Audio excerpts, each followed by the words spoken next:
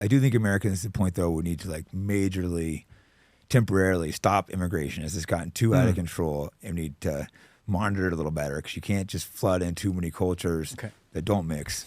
I had this really controversial take that I got crushed for. I mean, when I talked about this on a podcast episode, it's the most followers I lost on an episode ever. Okay, Criticizing Trump was for me, but let's hear for you. I think that the illegal immigrant number that we were told over the last few years is fake. Do you think it's exaggerated? By a lot. Because we were told it's like 20, 30 million people flooded through the border because the border is wide open. Where are they? I think you don't see that many. That's a lot of damn people. I think there's certain towns that you go to that have been like, you go there and it's almost all Mexican, or other places that's turned almost all Middle Eastern. I haven't traveled through enough of these towns, so I can't give a strong argument. Because say a small town got overrun. That's true. 10,000 people. Good point. Okay. I've seen towns that have been overrun by Mexican in California. You come in there and it's no one speaks English. And you're like, whoa, this is kind of weird. Call it 10,000 people at a time. That's a lot of people. Yeah. Those are farm towns, though, by the way. That's probably why, because it's there to pick the fields and stuff. Yeah, but do you know how many multiples of 10,000 you need to get to 30 million? A lot. Yeah. The math actually doesn't matter. How many years they say it was 30 million? The last like 4 or 5 years? Yeah. Or what's the... That's more than the population of Australia. You don't think you would see them literally everywhere, like flooded? It's an interesting 10% point. increase right. in your I'm people think is a about lot. this and do the research, because you have my head spinning now, thinking like, where do they supposedly all go? Where do they... That's a lot of housing. That's a lot of... Where are they? I mean, if you talk about 30 million people, say 20 million people additional, right? Because there's always been like 12 million people here. That's been kind of the status quo for the last 20 years. That's always like, 12 million people here. 8% of the population of U.S. growth? Yeah. So we're talking about new people, not like the ones that have always been here. Because the ones that have been here, you've seen them forever. Yeah. Like, and those are the ones actually getting kicked out, right? So where are these other new 20, 30 million people? The biggest migrant camp in New York City houses something like 7,000 people. That's the biggest. Because it was in because I was in New York when that was going on. Most of New York was fine, but there was this one part of New York that was disgusting where you're like, oh, this is a problem. But if you went like to downtown, it's been New York bunch, but downtown was fine. It was uptown was all like kind of fucked up. That midtown, some of the uptown areas, but downtown I didn't notice it at all. Yeah, in New York City they say, because they were saying, they're getting paid per person, right? That they're taking care of. Okay, New York City said they had something like 250,000. Yeah. Okay, that's a lot of people. But how many multiples of that do you need to get to 30 million? Chicago had some, but again, maybe 20,000. Yeah, 50,000, to get to. But we use this number of 20 million illegal people to say, okay, now we have to roll out all these new surveillance measures. We have to give ICE more power. We need to hire more people. And you're like, wait a second.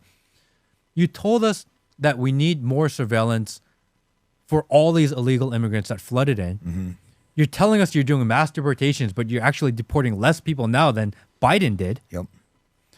So where are they? And every time I see a news story about people getting deported, it's a guy that's been here 20 years. Where are all these new criminals that you said showed up? Oh, you have an interesting argument. I have to do a little research. And I did notice Trump was trying to use that Palantir or whatever to monitor. He's using that for ICE. So like, are they going to take our rights from it? I mean, that's exactly it. Because 20, 30,000, what would that be close to like 8% jump in our population over that time? It's more than the population of Australia. Yeah, if all of Australia showed up in the United States, you would feel it, like really feel it.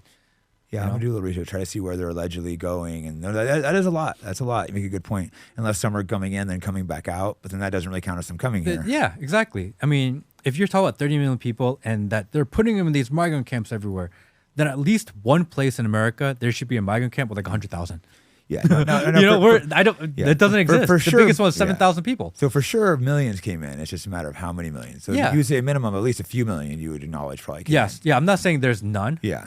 But if we were at 12 and now we're at 15, I don't know if that warrants like surveilling all Americans for.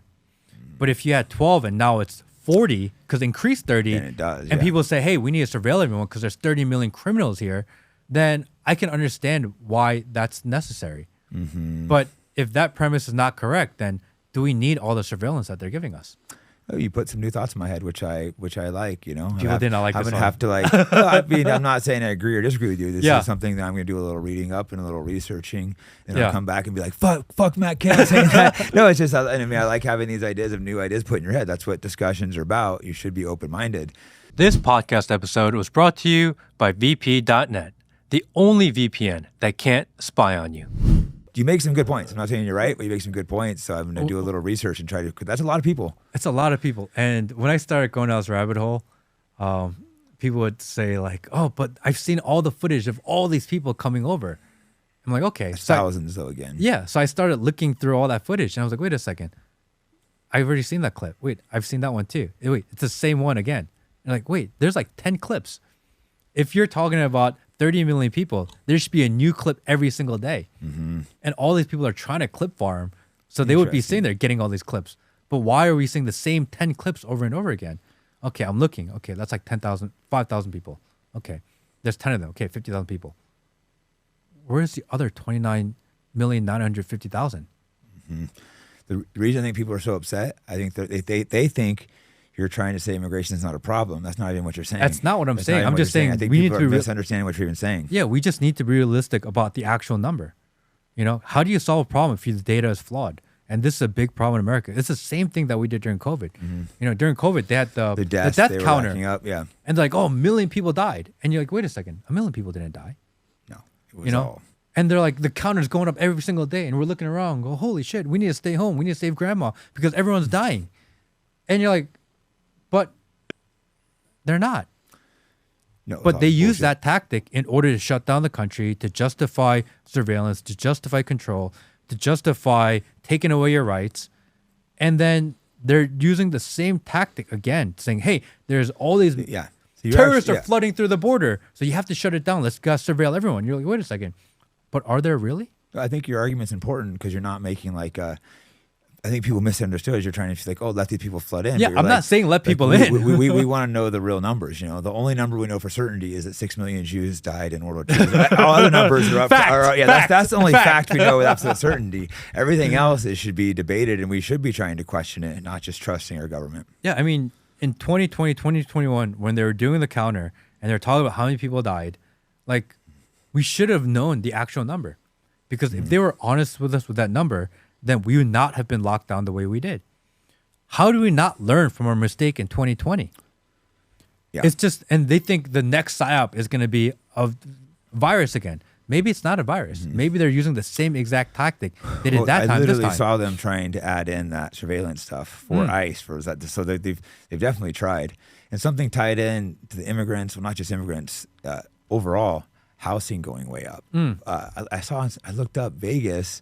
25 or 27% of the housing last year was bought by these giant, like these BlackRock type firms, and they're probably not selling them once they do. So you had illegals, you had this. I know it's a little bit off topic, but what are your thoughts of like houses are getting really unaffordable for a house, and you have these organizations buying up 25% of the homes, and they're probably going to keep them. To me, this seems like a problem. I saw that that there are more houses available for sale than there ever been in the last few years, and they're not being bought. So first we were told that these, BlackRock and all these big companies are buying up all the housing and they're taking over the market. Yeah. But now there's a lot of housing. People aren't buying them. Yeah. And I think what that is just because like, oh, the interest rates are going to get better and then the housing market's going to go crazy. They kept not getting better. Yeah. But people aren't buying houses. And what that is the economy is just not better. There's more inventory than there are buyers now. I know And- in Vegas there's a lot more than there was last year. Yeah, before, like just 3 years ago, they're like, oh, you can't even buy a house because everyone's buying them all up and, people are overpaying for houses. And now there's like unlimited inventory. You can buy any house you want. Like wherever neighborhood you want, you can always find a house. Still not And crazy they in just sit. Vegas, but it's gone way up. It was because everyone was fleeing California a couple Yeah. years, so it was crazy for a couple years. Yeah, damn But Californians. I still do think the corporations buying up all these houses is going to be a long-term problem. To me, it seems like it is. It's kind of hard to say you can't buy them. I think that might be the answer because like BlackRock, Vanguard, I think allowing these companies just to buy up all of our homes, Like, it's hard to see that's a good move. A year ago, I thought so.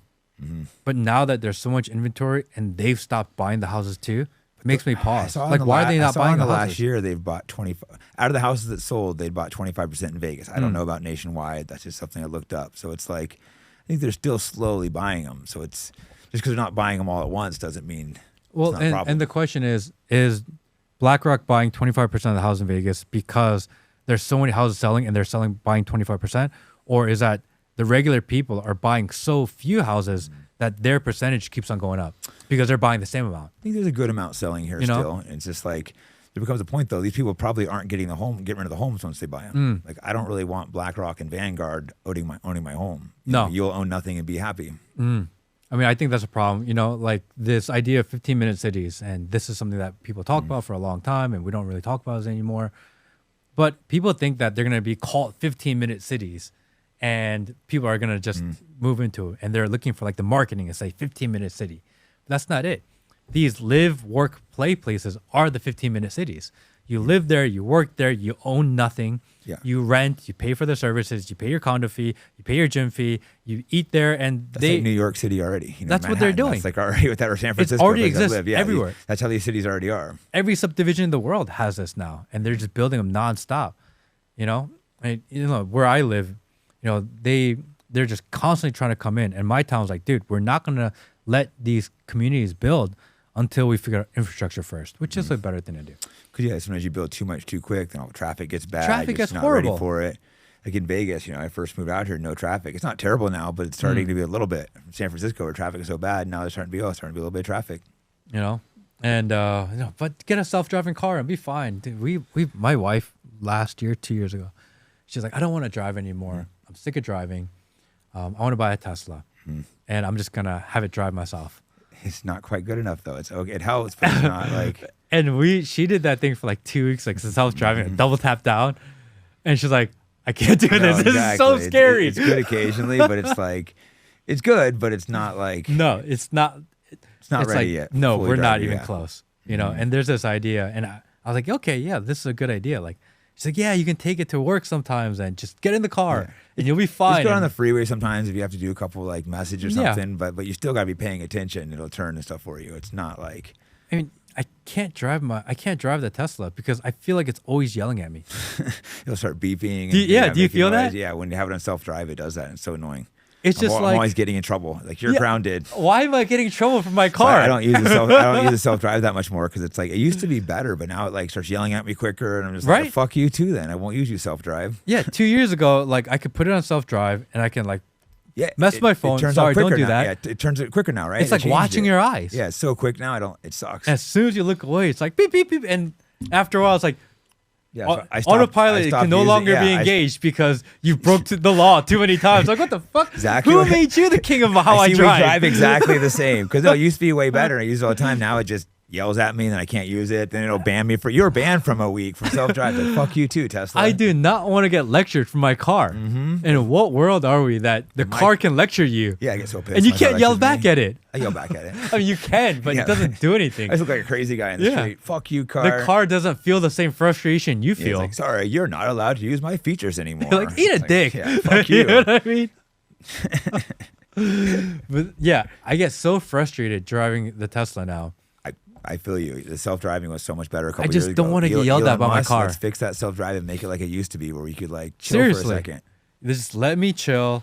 Don't constantly yell at me. Yeah, like there's no one around me. I'm on this freeway. It's literally a straight shot. Yeah, I have nothing around me. I'll put my hands on my head and relax. It'll be like beep beep. It's like fuck. Start with that weird sound it starts making. It's like fuck you. And people are like, oh, people are stop buying Teslas because people are mad at Elon. Like, no, maybe people got sick of getting yelled at. I agree. Let's get that stop yelling feature. Like, let us go. So you drive a Tesla. Would you get another one? I have this gas car too, but I maybe would. The things I like about it, things I don't. Like, I like it. I use self-drive occasionally still. Like, it has good features. You get used to it. Like, first, like the no braking and stuff's weird, but it's kind of nice. Yeah. They accelerate fast. I might go drive one of those Cybertrucks, see if I like them. Would you get one? You think? Maybe drive it if I like it. I haven't driven one yet. It's like, when I put my name on the reservation for a Cybertruck, like as soon as I was like a day one reservation. So they called me early. And I was going to go pick one up because I really wanted one. This is when I liked Elon. Yeah. And I went and it looks big and it's kind of cool. Like, all right, I really want this. This is awesome. And I sat in it. I was like, it's smaller than here than I thought. Really? I thought it'd be like this massive truck. And then when you're sitting in it, it's just not a massive truck. It's not all spacious and stuff like it looks. No. It's like, if you've ever been a Range Rover Sport, like you think these Range Rover Sports are big cars, and then you get in, you're like, no, that's actually not. And they it break feels down like all that. the time. Exactly. You know, But it's no, like the I same haven't thing. driven one. Thanks for watching the clip. If you want to see the full episode, click here. If you want to see more clips, click here.